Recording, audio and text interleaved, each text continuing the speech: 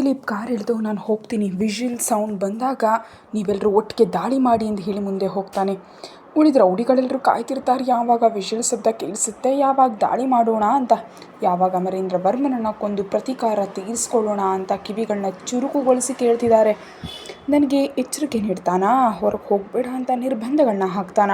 ಇವಾಗ ಹೊರಟು ಹೋಗ್ತೀನಿ, ಏನು ಮಾಡ್ತಾನೋ ನಾನು ನೋಡ್ತೀನಿ. ಅವನು ನಿದ್ರಿಸ್ತಿದ್ದಾನಲ್ವಾ, ಹೋಗಿ ಸಂತೋಷವಾಗಿ ತಿರುಗಾಡಿ ನನಗಿಷ್ಟ ಬಂದದನ್ನೆಲ್ಲ ತಿನ್ಕೊಂಡು ಅವನ ನಿದ್ರೆಯಿಂದ 7 ವರ್ಷದಲ್ಲಿ ಬಂದುಬಿಡ್ತೀನಿ. ಅವಾಗೇನು ಮಾಡ್ತಾನೆ ನಾನು ಕೂಡ ನೋಡೇ ಬಿಡ್ತೀನಿ. ನಿಜಕ್ಕೂ ಏನು ಮಾಡೋದಕ್ಕೆ ಸಾಧ್ಯ, ನೀನು ತುಂಬ ಗ್ರೇಟ್ ಅಂದ್ಕೊಂಡಿದ್ದೀನ, ಸಾಧಿಸ್ತಿದ್ಯಾ ಅಂತ ತನ್ನ ಹೆಗಲನ್ನು ತಾನೇ ತಟ್ಕೊಂಡು ಅಭಿನಂದಿಸ್ಕೊಳ್ತಾಳೆ ಸಾತ್ವಿಕ. ತನಗೆ ಬಂದ ಈ ಅದ್ಭುತವಾದ ಉಪಾಯವನ್ನು ಫಲಿಸೋದಕ್ಕೆ ಅವಳು ಸಿದ್ಧವಾಗಿಬಿಟ್ಲು. ಇನ್ನು ಬೆಳಗಿನಿಂದ ಹಾಕ್ಕೊಂಡಿದ್ದು ಉಡುಪನ್ನು ಬಿಚ್ಚಿಟ್ಟು ಜೀನ್ಸ್ ಪ್ಯಾಂಟ್ ಧರಿಸಿ ಟೀ ಶರ್ಟ್ ಹಾಕ್ಕೊಂಡು ಟೋಪಿ ಇಟ್ಕೊಂಡು ಕೋಣೆಯಿಂದ ಹೊರಗೆ ಬಂದು ಅತ್ತ ಇತ್ತ ನೋಡಿ ಮೆಲ್ಲನೆ ಹೊರಗೆ ಬಂದು ತೋಟದ ಕಡೆ ಬರ್ತಾಳೆ. ಅಲ್ಲಿ ರಕ್ಷಣಾ ಸಿಬ್ಬಂದಿಯವರೆಲ್ಲರೂ ಒಂದು ಕಡೆ ಕೂತು ಏನೋ ಮಾತಾಡ್ಕೊಳ್ತಿದ್ದಾರೆ. ಇಲ್ಲಿ ದಿಲೀಪ್ ಮೆಲ್ಲನೆ ಬಾಗಿಲು ತೊಗೊಂಡು ಒಳಗೆ ಬರಬೇಕು ಅಂತ ಪ್ರಯತ್ನಿಸ್ತಾ ಒಂದು ಬಾರಿ ಇಣುಕು ನೋಡ್ತಾನೆ, ಯಾರಾದರೂ ಇದ್ದಾರಾ ಅಂತ. ಕೆಲವರಲ್ಲಿ ಇರೋದನ್ನು ನೋಡಿ ದಾಳಿ ಮಾಡೋದು ಸರಿಯಲ್ಲ ಅಂತ ಅಂದ್ಕೊಂಡು ಬೆಕ್ಕಿನಂತೆ ಮೆಲ್ಲನೆ ಒಂದೊಂದೇ ಹೆಜ್ಜೆ ಇಡ್ತಾ ಬಂದು ಅವರೆಲ್ಲರೂ ತನ್ನನ್ನು ನೋಡಿ ಪ್ರತಿಕ್ರಿಯಿಸುವಷ್ಟರಲ್ಲಿ ಎಲ್ರಿಗೂ ಒಟ್ಟಿಗೆ ಪ್ರಜ್ಞೆ ತಪ್ಪಿಸೋ ದ್ರಾವಣವನ್ನು ಸಿಂಪಡಿಸ್ದ. ಅಷ್ಟೇ, ಒಂದೇ ಬಾರಿಗೆ ಎಲ್ಲರೂ ಕೆಳಗೆ ಬಿದ್ದರು. ಇದು ನನ್ನ ಮೊದಲ ಗೆಲುವು ಅಂದ್ಕೊಂಡು ಗರ್ವದಿಂದ ಬೀಗ್ದ ದಿಲೀಪ್. ಅಲ್ಲಿ ಸಾತ್ವಿಕಾಳೇನೋ ಕಾಣಿಸ್ತಂತೆ ಗಿಡಗಳ ಮಧ್ಯದಿಂದ ಬಾಗಿ ಕೂತ್ಕೊಂಡು ಸಣ್ಣದಾಗಿ ಒಂದೊಂದೇ ಹೆಜ್ಜೆ ಇಡ್ತಾ ಅವ್ರಿಗೆ ಕಾಣಿಸ್ತಂತೆ ಪ್ರಯತ್ನಿಸ್ತಿದ್ದಾಳೆ. ಅವ್ರು ಕೆಳಗೆ ಬಿದ್ದಿದ್ದನ್ನು ನೋಡಿದ್ಲು, ಆದರೆ ಈ ಪ್ರಜ್ಞೆ ತಪ್ಪಿಸೋ ದ್ರಾವಣ ಸಿಂಪಡಿಸಿದ್ದನ್ನು ಅವಳು ನೋಡಿರಲಿಲ್ಲ. ಅವರೆಲ್ಲರೂ ಕೆಳಗೆ ಬಿದ್ದಿರೋದು ನೋಡಿ ಚೆನ್ನಾಗಿ ಕುಡಿದು ಬಿದ್ದಿದ್ದಾರೆ ಅಂತ ಅಂದ್ಕೊಳ್ತಾಳೆ. ಇನ್ನನ್ನು ನಾವು ಹೊರಗೆ ಕಳಿಸಲ್ಲ ಅಂತ ದೊಡ್ಡದಾಗಿ ಹೇಳ್ದ, ಇಂಥವ್ರನ್ನ ರಕ್ಷಣೆಗೆ ಇಟ್ಟಿದ್ದ, ನೋಡು ಹೇಗೆ ಕುಡಿದು ಬಿದ್ದಿದ್ದಾರೆ. ನಾನು ಹೊರಗೆ ಬಂದು ಗೋಡೆ ಜಿಗಿದು ಹೊರಟು ಹೋಗ್ತಿದ್ದೀನಿ, ಆದರೂ ಪತ್ತೆಯಲ್ಲೇ ಬಿದ್ದಿದ್ದಾರೆ ಅಂದ್ಕೊಳ್ತಾ ಇನ್ನೊಂದು ಗಿಡದ ಪೊದೆ ಹತ್ರ ಹೋಗಿ ಕೂತ್ಲು. ಮೆಲ್ಲನೆ ಒಂದು ದೊಡ್ಡ ದಾರಿ ಪ್ರವೇಶಿಸಿದ ದಿಲೀಪ್. ಅಮ್ಮಯ್ಯ, ಯಾರೂ ಇಲ್ಲ, ರಾಜಮಾರ್ಗ ನನಗಾಗ್ತಿರ್ತಿದೆ ಅಂತ ಅಂದ್ಕೊಂಡು ಹಾಗೆ ಪ್ರವೇಶಿಸಿ ಬಲಕಡೆಗೆ ತಿರುಗ್ತಿದ್ದಂತೆ ಒಂದೇ ಬಾರಿಗೆ ಎದರಿ ಒಂದು ಹೆಜ್ಜೆ ಹಿಂದಕ್ಕೆ ಇಟ್ಟ. ಯಾಕಂದರೆ ಒಂದು ದೊಡ್ಡ ಕುರ್ಚಿಯಲ್ಲಿ ಅಮರೇಂದ್ರ ವರ್ಮ ಕೂತು ತೂಗಾಡ್ತಾ ತನ್ನ ಕಡೆ ಕೊಲ್ಲುವಂತೆ ನೋಡ್ತಾ ಇದ್ದಾನೆ. ಸ್ವಾಗತ ದಿಲೀಪ್ ಅಂತಾನೆ. ನಿಜಕ್ಕೂ ಊಹಿಸಿರಲಿಲ್ಲ ಅಮರೇಂದ್ರ ವರ್ಮ ಈ ರೀತಿ ಎದುರಾಗ್ತಾನೆ ಅಂತ. ಅಷ್ಟೇ, ಒಂದೇ ಬಾರಿಗೆ ಹೆದರಿದ ದಿಲೀಪ್ ಅದನ್ನು ಮುಚ್ಚಿಟ್ಕೊಳ್ಳಲು ವಿಷಲ್ ಆಗ್ತಾನೆ, ತನ್ನ ಜನರಿಗೆ ಸಂಕೇತ ನೀಡಲು. ಹತ್ತ ಕಡೆ ಜಿಗಿಯೋಣ ಅಂದ್ಕೊಂಡಿದ್ದ ಸಾತ್ವಿಕಾಳಿಗೆ ಗೋಡೆ ಹತ್ರ ಹೋಗ್ತಿದ್ದಂತೆ ವಿಷಲ್ ಶಬ್ದ ಕೇಳಿಸ್ತು. ಅಷ್ಟೇ, ಹೆಜ್ಜೆ ಹಿಂದಕ್ಕೆ ಬಂದು ಗಿಡದ ಮರಿಯಲ್ಲಿ ಅಡಕ್ಕೊಂಡ್ಳು. ನಿನಗೆಷ್ಟು ಧೈರ್ಯ ಇದ್ದರೆ ನಾನಿರೋ ಜಾಗಕ್ಕೆ ಹೀಗೆ ಬರ್ತೀಯಾ ಅಂತ ಕೇಳ್ತಾನೆ ಅಮರೇಂದ್ರ ವರ್ಮ. ನೀನು ಮಾತ್ರ ಒಳಗಡೆ ಬಂದು ನನ್ನ ತಮ್ಮನ್ನ ಕೊಲ್ಲಿಲ್ವಾ, ನಾನು ಬಂದರೆ ಏನಾಗುತ್ತೆ ಅನ್ನುತ್ತಾ ಸುಳ್ಳು ಧೈರ್ಯವನ್ನು ಪ್ರದರ್ಶಿಸ್ತಾನೆ ದಿಲೀಪ್. ಈ ನಡುವೆ ರೌಡಿಗಳು ಒಳಗಡೆ ಬಂದರು. ಅಷ್ಟೇ, ಒಬ್ಬ ರೌಡಿ ಬರ್ತಿದ್ದಂತೆ ಜಿಗಿದು ಒದ್ದ ಅಮರೇಂದ್ರ ವರ್ಮ. ಅವನು ಹೋಗಿ ಅಷ್ಟು ದೂರದಲ್ಲಿ ಬಿದ್ದ, ಸಾತ್ವಿಕಾಳ ಹತ್ರದಲ್ಲೇ. ಅಯ್ಯೋ ದೇವ್ರೇ, ಇಲ್ಲಿ ಇಷ್ಟೊಂದು ಜಗಳ ನಡೆಯುತ್ತೆ ಅಂತ ನಾನು ಊಹಿಸಿರಲಿಲ್ಲ ಅಂದ್ಕೊಳ್ತಾ ರೌಡಿ ಕಾಣಿಸ್ತಂತೆ ಅಡಕ್ಕೊಂಡ್ಳು ಸಾತ್ವಿಕ. ಪಾಪ, ಹೊಟ್ಟೆಯಲ್ಲಿನ ಕರುಳುಗಳೆಲ್ಲ ನೋವು ನೀಡ್ತಿವೆ, ಯಾಕಂದರೆ ಹೊಟ್ಟೆಗೊದ್ದಿದ್ದಲ್ಲ ಅಮರೇಂದ್ರ ವರ್ಮ. ಅದನ್ನು ನೋಡ್ತಿದ್ದಂತೆ ದಿಲೀಪ್ಗೆ ಗುಂಡಿಗೆ ಬಾಯಿಗೆ ಬಂದಂತಾಯಿತು. ಇನ್ನೊಬ್ಬ ಬರ್ತಾನೆ, ಹಾಗೆ ಬರ್ತಿದ್ದಂತೆ ಮುಖಕ್ಕೆ ಒಂದು ಗುದ್ದು ಕೊಟ್ಟ. ಅಷ್ಟೇ, ಬಾಯಿಂದ ರಕ್ತಾನೇ ಬಂದುಬಿಡ್ತು. ಒಂದು ಹಲ್ಲು ಕೂಡ ಕಳಚಿ ಕೈಗೆ ಬಂತು. ಮತ್ತೊಬ್ಬ ಬಂದ, ಅಷ್ಟೇ, ಅವನ ತಲೆ ಮೇಲೆ ಹಿಡಿ ಬಿಗಿದು ಗುದ್ದಿದ್ದ. ದಢಾರ್ ಅಂತ ಕೆಳಗೆ ಬಿದ್ದ. ಅನಗತ್ಯವಾಗಿ ಬಂದೇ ಅನ್ನಿಸ್ತು ದಿಲೀಪ್ಗೆ. ಇನ್ನೊಬ್ಬ ರೌಡಿ ಕೂಡ ಬರ್ತಾನೆ, ಅವನನ್ನು ಹೊಡಿತಾನೆ ಅಮರೇಂದ್ರ ವರ್ಮ. ಇನ್ನು ಕೆಳಗೆ ಬಿದ್ದರು 4 ಜನ ಒಟ್ಟಿಗೆ ಬಂದು ಅಮರೇಂದ್ರ ವರ್ಮನ ಮೇಲೆ ದಾಳಿ ಮಾಡ್ತಿದ್ದಾರೆ. ಅಯ್ಯೋ ದೇವ್ರೇ, ಇಲ್ಲಿದ್ದರೆ ನಾನು ಸತ್ತು ಹೋಗ್ತೀನಿ ಅಂತ ಭಯ ಹೊಡ್ತು ದಿಲೀಪ್ಗೆ. ಅಷ್ಟೇ, ಅವರೆಲ್ಲರಿಂದ ತಪ್ಪಿಸ್ಕೊಂಡು ವೇಗವಾಗಿ ಹೊರಗೆ ಹೋಗ್ತಾನೆ. ಹಾಗೆ ಹೋಗಿ ನೋಡುವಷ್ಟರಲ್ಲಿ ಅವನ ಕಣ್ಣುಗಳು ದೊಡ್ಡದಾಗುತ್ತವೆ, ಯಾಕಂದರೆ ಹಾಗೆ ಹೊಡಿತಿದ್ದಾನೆ ಅಮರೇಂದ್ರ ವರ್ಮ. ಇವರು ಹೇಗೋದ್ರೆ ನನಗೇನು ಅಂತ ಕಾರು ಶುರು ಮಾಡಲು ಹೊರಟಾಗ ಅಕಸ್ಮಾತಾಗಿ ಪಕ್ಕಕ್ಕೆ ತಿರುಗೋಷ್ಟರಲ್ಲಿ ಯಾರೋ ಗೋಡೆ ಜಿಗಿದಿರುವಂತೆ ಕಾಣಿಸುತ್ತೆ. ಯಾರು ಅನ್ನುವಂತೆ ಅತ್ತಲೇ ನೋಡ್ತಾ ಇದ್ದಾನೆ. ಆ ಮೊಬೈಲ್ನಲ್ಲಿ ಬೆಳಕನ್ನು ಹಾಕಿ ನೋಡ್ತಾನೆ. ಅಲ್ಲಿ ಸಾತ್ವಿಕ ಗೋಡೆಯನ್ನು ಹತ್ತಿ, ಎತ್ತರವಾಗಿದೆ ಅಲ್ವಾ, ಜಿಗಿಯೋದಕ್ಕೆ ಕಷ್ಟಪಡ್ತಿದ್ದಾಳೆ. ಒಂದು ಕ್ರೂರವಾದ ನಗುವಂತೂ ದಿಲೀಪ್ ಮುಖದಲ್ಲಿ.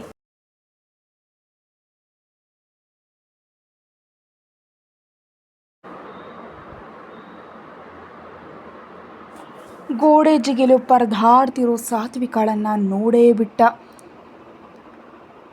ಗೋಡೆ ಹತ್ತೋದೇನೋ ಹತ್ತಿದ್ಲು ಸಾತ್ವಿಕ, ಆದರೆ ಜಿಗಿಯೋದಕ್ಕೆ ಭಯ ಆಗ್ತಿದೆ. ಯಾಕಂದರೆ ಗೋಡೆ ತುಂಬ ಎತ್ತರವಾಗಿದೆ. ಜಿಗಿದ್ರೆ ಎಲ್ಲಾದರೂ ಕೈಕಾಲು ಮುರಿತದೇನೋ ಅನ್ನೋ ಭಯ ಇದೆ ಅವಳಿಗೆ. ಅಲ್ಲಿ ಅಮರೇಂದ್ರ ವರ್ಮನೇನೋ 4 ಜನರನ್ನು ಚೂರು ಮಾಡ್ತಿದ್ದಾನೆ. ಒಬ್ಬನು ಸ್ವಲ್ಪ ಚಾಣಾಕ್ಷತನದಿಂದ ಆಲೋಚಿಸಿ ಕೆಳಗೆ ಬಿದ್ದು ಎದ್ದು ಅಮರೇಂದ್ರ ವರ್ಮನ್ ಹಿಂದಿನಿಂದ ಒಳಗಡೆ ಹೋಗಿ ಯಾರನ್ನಾದರೂ ಒಬ್ಬರನ್ನ ಅಡ್ಡ ಇಟ್ಕೊಳ್ಬೇಕಂತ ಪ್ರಯತ್ನಿಸ್ತಾ ಓಡ್ತಿದ್ದಾನೆ. ಪಾಪ ಕೆಳಗೆ ಬಿದ್ದಿದ್ದ 4 ಜನ ರಕ್ಷಣಾ ಸಿಬ್ಬಂದಿ ಇದ್ರಲ್ವೇ, ಅವರು ಕೂಡ ಎದ್ದು ಇವರ ಜೊತೆ ಯುದ್ಧ ಮಾಡ್ತಿದ್ದಾರೆ. ಇನ್ನು ಯಾರೋ ಒಳಗಡೆ ಓಡಿದ್ನೋ ಅವನ ಹಿಂದೆ ಅಮರೇಂದ್ರ ವರ್ಮ ಬೀಳ್ತಾನೆ. ಒಂದು ಬಾಗಿಲು ತಗೊಂಡು ಒಳಗಡೆ ಹೋಗ್ತಾನೆ. ಅದು ಸಾತ್ವಿಕಾಳ ಚಿಕ್ಕಪ್ಪ ಅವರ ಕೋಣೆ. ಅಷ್ಟೇ, ಗನ್ ತಗೊಂಡು ಅವರನ್ನು ಶೂಟ್ ಮಾಡಲು ಸಿದ್ಧವಾಗಿಟ್ಟಿದ್ದಾನೆ ಆ ವ್ಯಕ್ತಿ.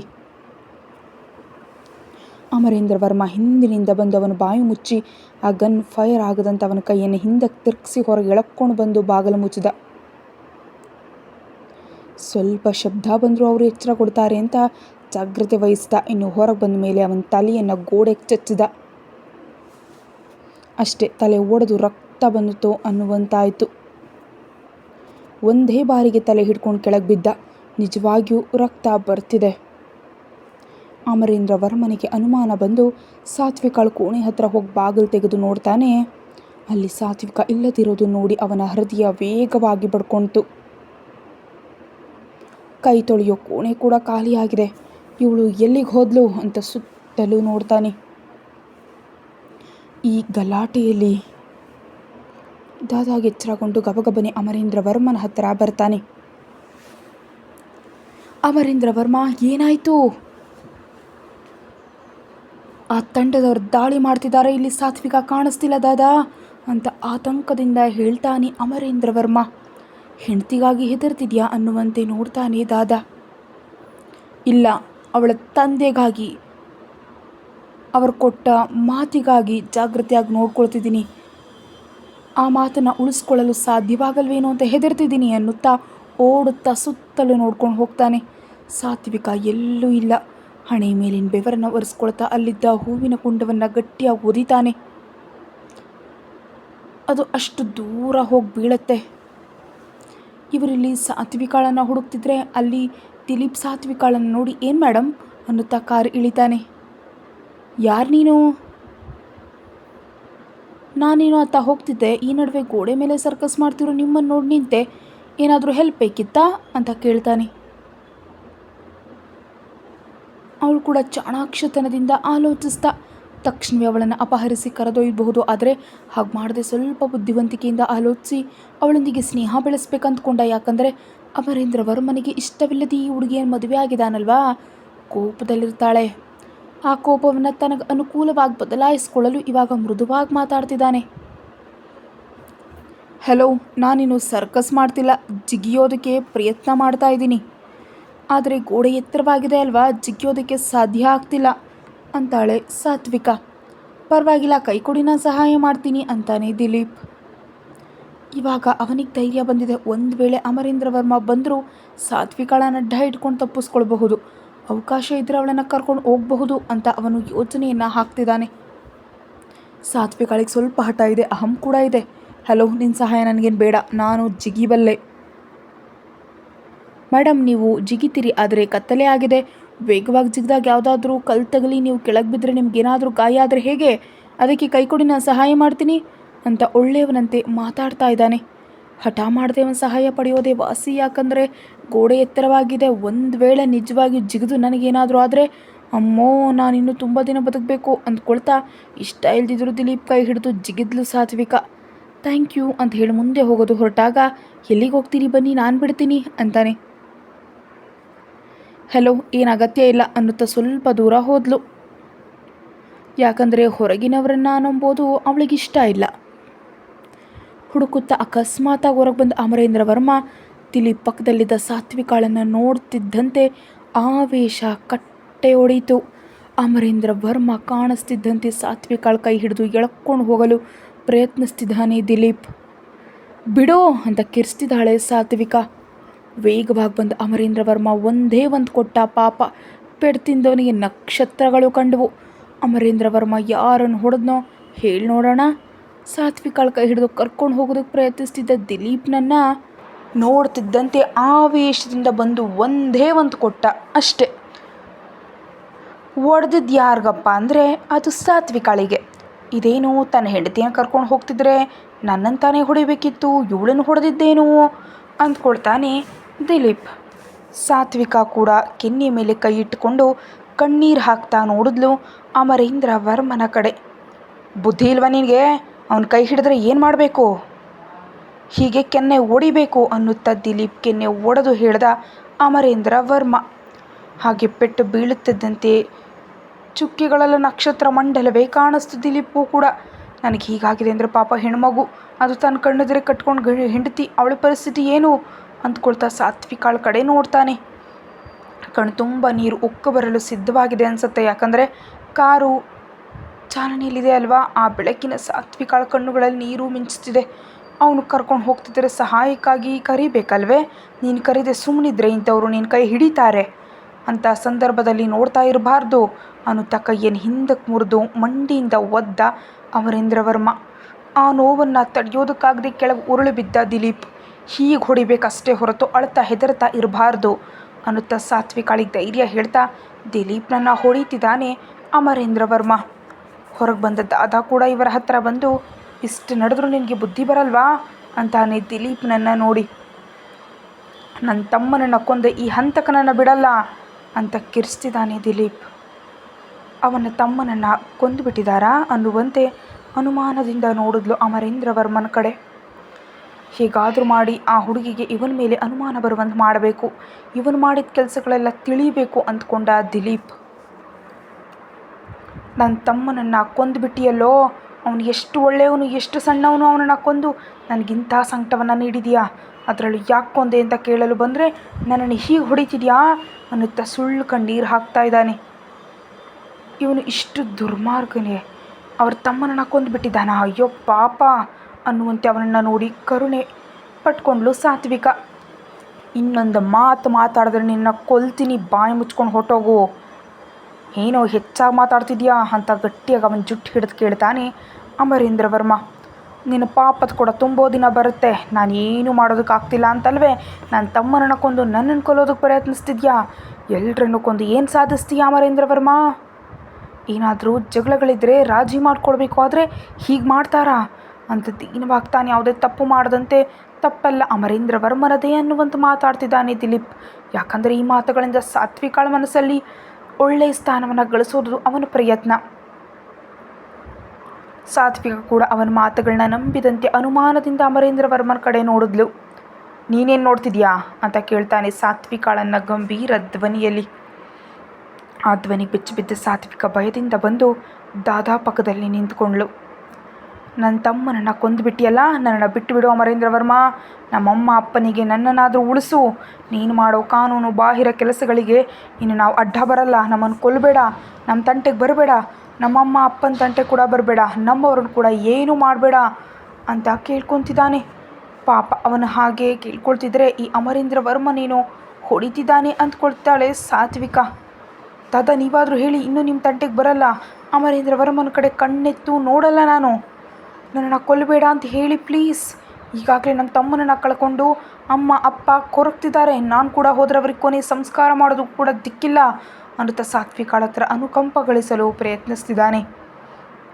ಆವೇಶದಲ್ಲಿದ್ದ ಅಮರೇಂದ್ರ ವರ್ಮ ಇದನ್ನೇನು ಪತ್ತೆ ಮಾಡ್ತಿಲ್ಲ, ಅವನನ್ನು ಹೊಡಿತಾನೇ ಇದ್ದಾನೆ. ಎಷ್ಟು ಧೈರ್ಯ ನಿನಗೆ ನನ್ನ ಮನೆ ಮೇಲೆ ದಾಳಿ ಮಾಡೋದಕ್ಕೆ ಬರ್ತೀಯಾ, ಇವಳನ್ನು ಅಪಹರಿಸೋದಕ್ಕೆ ಪ್ರಯತ್ನಿಸ್ತೀಯಾ ಅಂತ ಹೊಡಿತಾ ಇದ್ದಾನೆ. ಅಮರೇಂದ್ರ ವರ್ಮ ಹೇಳೋ ಮಾತುಗಳು ಕೇಳಿಸ್ತಿಲ್ಲ ಸಾತ್ವಿಕಾಳಿಗೆ. ಅವನು ಹೊಡೆಯೋ ವಿಧಾನವನ್ನು ನೋಡ್ತಾ ಇದ್ದಾಳೆ. ಅವನು ಬೇಡ್ಕೊಳ್ತಿರೋ ದಿಲೀಪ್ನ ಮೇಲೆ ಕರುಣೆ ಉಂಟಾಯಿತು.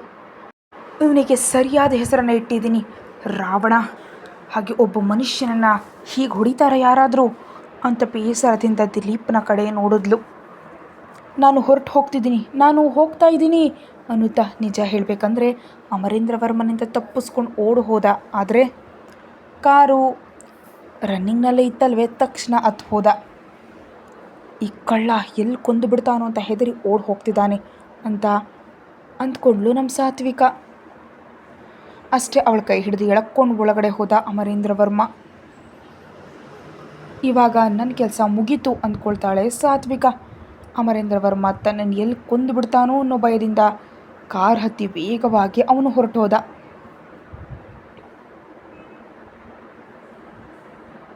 ಆದರೆ ಸಾತ್ವಿಕ ಮಾತ್ರ ತಪ್ಪಾಗಿ ತಿಳ್ಕೊಂಡ್ಳು ಅಮರೇಂದ್ರ ವರ್ಮನ ಬಗ್ಗೆ. ಅವಳನ್ನ ದರ ಅಂತ ಎಳ್ಕೊಂಡು ಒಳಗೆ ಕರ್ಕೊಂಡು ಹೋದ. ಹಾಗೆ ಕರ್ಕೊಂಡು ಹೋಗಿ ದೂರಕ್ಕೆ ತಳ್ತಾನೆ. ಅವನಷ್ಟು ವೇಗವಾಗಿ ನೂಕಿದ್ರಿಂದ ಇವಳು ಹೋಗಿ ತುಂಬ ದೂರದಲ್ಲಿ ಕೆಳಗೆ ಬಿದ್ಲು. ನಿನಗೇನಾದರೂ ಹುಚ್ಚ, ಹೀಗೆ ತಳ್ತೀಯಲ್ಲ ಅಂತ ಕೇಳಬೇಕಂದ್ಕೊಂಡ್ಳು. ಆದರೆ ಅಷ್ಟು ಧೈರ್ಯ ಅವಳಿಗೆ ಎಲ್ಲಿರಬೇಕು? ಬುದ್ಧಿ ಇದೆಯಾ ನಿನಗೆ? ಅವನು ಹಿಡಿದು ನಿನ್ನನ್ನು ಕರ್ಕೊಂಡು ಹೋಗ್ತಾ ಇದ್ರೆ ಜೋರಾಗಿ ಕಿರ್ಚಬೇಕಿತ್ತಲ್ವಾ ಅಂತ ಅವಳಿಗೆ ಬುದ್ಧಿ ಹೇಳ್ತಾ ಇದ್ದಾನೆ. ನಿನ್ನ ಕರ್ಕೊಂಡು ಹೋದ್ಮೇಲೆ ಕೊಂದು ಹಾಕ್ತಾನೆ, ನಿನಗೆ ಅರ್ಥ ಆಗ್ತಿಲ್ವಾ ಅಂತಾನೆ ಗಂಭೀರ ಧ್ವನಿಯಲ್ಲಿ. ಆ ಮಾತಿಗೆ ಬೆದರಿ ಹೋದ್ಲು ಸಾತ್ವಿಕ. ಅಯ್ಯೋ ದೇವ್ರೆ, ಅವನು ಬಂದು ನನ್ನನ್ನು ಕರ್ಕೊಂಡು ಹೋಗ್ತಿದ್ದಾನೆ ಅಂತ ಅಂದ್ಕೊಳ್ತಿದ್ದಾನೆ. ನಾನು ಸಹಾಯ ಮಾಡಿ ಅಂತ ಜೋರಾಗಿ ಕರೀಲಿಲ್ಲ ಅಂದಿದ್ದಕ್ಕೆ ಹೀಗೆ ಕಿರಿಸ್ತಿದ್ದಾನೆ. ಒಂದು ವೇಳೆ ನಾನೇ ಗೋಡೆ ಜಿಗಿದು ಹೋಗ್ತಿದ್ದಾಗ ಅಕಸ್ಮಾತ್ ಆಗವನು ಹಿಡ್ಕೊಂಡು ವಿಷಯ ತಿಳಿದ್ರೆ ನನ್ನ ಪರಿಸ್ಥಿತಿ ಏನು ಅಂತ ಯೋಚಿಸ್ತಿದ್ದಾಳೆ. ಆ ಊಹೆಯಲ್ಲಿ ಬೆನ್ನು ಮೂಳೆಯಲ್ಲಿ ನಡುಕ ಹುಟ್ಟಿತು ಸಾತ್ವಿಕಾಳಿಗೆ. ನೀನೇನಾದರೂ ಸಣ್ಣ ಮಗುನ ಯಾರೋ ಮನೆಗೆ ಬಂದು ಕರ್ಕೊಂಡು ಹೋಗ್ತಿದ್ರೆ ಸಹಾಯಕ್ಕಾಗಿ ಕಿರ್ಚಬೇಕು ಅಂತ ಕೂಡ ನಿನಗೆ ಗೊತ್ತಾಗಲ್ವಾ? ಆ ಕನಿಷ್ಠ ಜ್ಞಾನ ಕೂಡ ಇಲ್ವಾ? ಮೆದ್ಲು ಕೆಲಸ ಮಾಡುತ್ತೋ ಇಲ್ವೋ ನಿನಗೆ ಅನ್ನುತ್ತಾ ಕೋಪವನ್ನು ಹತೋಟಿಗೆ ತರಲಾರದೆ ಮತ್ತೊಂದು ಹೂವಿನ ಕುಂಡವನ್ನು ಒದ್ದ. ಅದು ದೂರ ಹೋಗಿ ಗೋಡೆ ತಗಲಿ ಒಡೆದು ಹೋಯಿತು. ಆ ಶಬ್ದ ಕಿವಿಗಳನ್ನ ಮುಚ್ಕೊಂಡ್ಳು ಸಾತ್ವಿಕ. ಅಮರೇಂದ್ರ ವರ್ಮ, ನೀನು ನಿಲ್ಲು ಅಂತಾನೆ ದಾದಾ. ಏನು ದಾದಾ ನಿಲ್ಲೋದು? ಜಾಗ್ರತೆಯಾಗಿರಬೇಕು ಅಂತ ತಿಳಿದಿದ್ರೆ ಹೇಗೆ? ಇನ್ನು ಏನಾದರೂ ಅಂದರೆ ನಮ್ಮ ಬಗ್ಗೆ ಅವಳಿಗೆ ತಿಳಿಯೋದು, ಪರಿಸ್ಥಿತಿಗಳು ಅರ್ಥವಾಗುವಂತೆ ಹೇಳಬೇಕು ಅಂತೀರಿ. ಏನು ಹೇಳಬೇಕು ನಾನು ಇವಳಿಗೆ? ಸರಿ, ನನಗೆ ಹೇಳೋದಕ್ಕೆ ಬರಲ್ಲ, ನೀವಾದರೂ ಹೇಳಿ. ಇನ್ನೊಂದು ಬಾರಿ ಹೀಗೆ ಮಾಡಿದ್ರೆ ಕೊಂದು ಬಿಡ್ತೀನಿ ಅಂತ ಹೇಳಿ ಅಂತ ಗಟ್ಟಿಯಾಗಿ ಹೇಳಿ ಮುಂದೆ ಹೋಗ್ತಿದ್ರೆ, ನಾನೇನು ಮಾಡಿದೆ ಇವಾಗ? ಯಾಕೆ ಹೀಗೆ ಕಿರಿಸ್ತಿದ್ದಾನೆ ಅಂತ ಅತ್ಲು ಸಾತ್ವಿಕ. ಹೋಗ್ತಿದ್ದ ಅಮರೇಂದ್ರ ವರ್ಮ ಒಂದೇ ಬಾರಿಗೆ ಬಂದು ಅವಳ ಜುಟ್ಟನ್ನು ಗಟ್ಟಿಯಾಗಿ ಹಿಡಿದು ಕಣ್ಣುಗಳಲ್ಲೇ ನೋಡ್ತಾನೆ. ಜುಟ್ಟು ಹಿಡಿದಿದ್ದಾನಲ್ವೇ, ಅದು ನೋವಾಗ್ತಿದೆ. ಹಾಗೆ ಮಾಡ್ತಿದ್ರೆ ಮಿಗಿಲಾಗಿ ಇವತ್ತು ಹೊಡೆದಿದ್ನಲ್ಲ, ಎಲ್ಲದಕ್ಕೂ ಕಣ್ಣುಗಳಲ್ಲಿ ನೀರು ಹಾಗೇ ಇವೆ. ಅವಳ ಕಣ್ಣೀರನ್ನು ನೋಡಿದ ಮೇಲೆ ಏನನ್ನಿಸ್ತೋ ತಿಳಿಯೋದು. ಜುಟ್ಟನ್ನು ಬಿಟ್ಬಿಟ್ಟ. ನಾನೇನು ಮಾಡಿದೆ ದಾದಾ? ಹೊಡಿತಿದ್ದಾನೆ ಅವನು.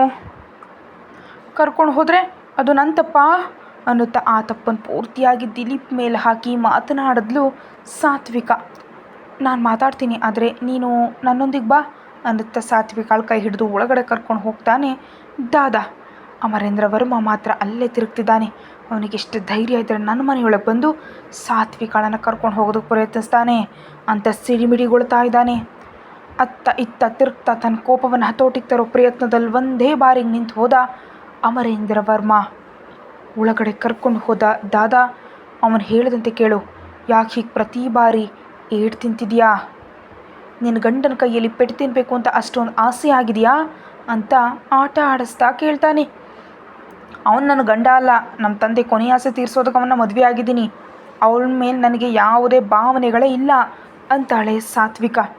ಅವನಿಗೂ ನಿನ್ನ ಮೇಲೆ ಯಾವುದೇ ಭಾವನೆ ಇಲ್ಲ, ಕೇವಲ ನಿಮ್ಮ ತಂದೆ ಕೊಟ್ಟ ಮಾತಿಗಾಗಿಯೇ ಮದುವೆ ಆಗಿದ್ದಾನೆ ಅವನು ಕೂಡ ಅಂತ ಹೇಳ್ತಾರೆ ದಾದಾ. ಅಷ್ಟು ಇಷ್ಟ ಇಲ್ದಿದ್ದಾಗ ಯಾಕೆ ನಾನು ಇಲ್ಲಿ ಇರಲ್ಲ, ಹೊರಟು ಹೋಗ್ತೀನಿ ಅಂತ ಹೇಳಿದ್ನಲ್ಲ. ಅವನು ಕೂಡ ನಿನ್ನನ್ನು ಹೋಗೋದಕ್ಕೆ ಹೇಳಿದ್ನಲ್ಲ, ಮತ್ತಿನ್ನೇನು? ಪ್ರತಿ ಬಾರಿ ಹೀಗೆ ಏನಾದ್ರೊಂದನ್ನು ಮಾಡಿ ಅವನನ್ನು ಕಿರಿಕಿರಿ ಮಾಡಬೇಡ. ಅವನ ಕೋಪವನ್ನು ನೀನು ತಡ್ಕೊಳ್ಳೋದಕ್ಕೆ ಆಗೋದೇ ಇಲ್ಲ. ಏನು ಮಾಡ್ತಾನೆ? ಕೊಂದ್ಬಿಡ್ತಾನಾ? ಹೇಗೆ ಕೊಲ್ತಾನೋ ನಾನು ನೋಡ್ತೀನಿ.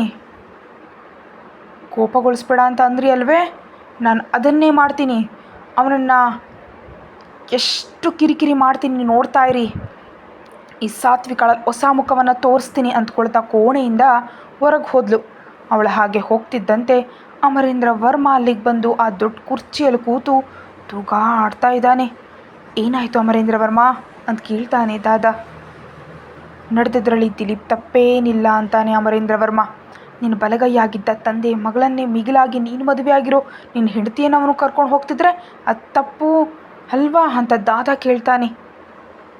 ಒಂದು ರೀತಿ ನಕ್ಕು ದಾದಾ ಕಡೆ ನೋಡ್ತಾನೆ ಅಮರೇಂದ್ರ ವರ್ಮ. ನಾನೆಂದರೆ ಏನಂತ ಅವಳಿಗೆ ತಿಳಿಯುವಂತ ಮಾಡ್ತೀನಿ ಅಂತಾನೆ. ಕತೆ ಮುಂದುವರಿಯುತ್ತೆ. Thank you.